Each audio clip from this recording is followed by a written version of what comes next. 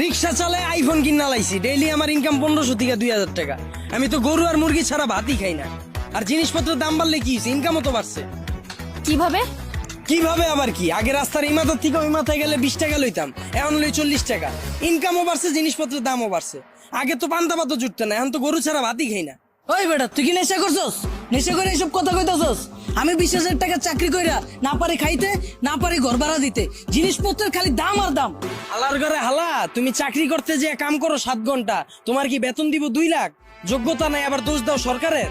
তার মানে কি আপনি বলতে চাচ্ছেন সবাই জব বাদ দিয়ে রিক্সা চালাবে? অবশ্যই। আমি কি কইলাম, আমি তো গরু ছাড়া ভাতই খাই না।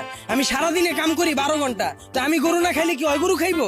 ওই বেটা, তুই তো অশিক্ষিত, তুই চাইলে রিক্সা চালাইতে পারবি। আমার ছোট ভাই অনার্স পাস কইরা রাস্তা রাস্তায় ঘুরে চাকরি পায় না, ওই চাইলে কি তোর মতো রিক্সা চালাইতে পারবো? হালার ঘরে হালা, মাস্টার্সের সার্টিফিকেট বাসায় ঝুলাই থুয়েছি, পুরা সে বাসা বানাইছে।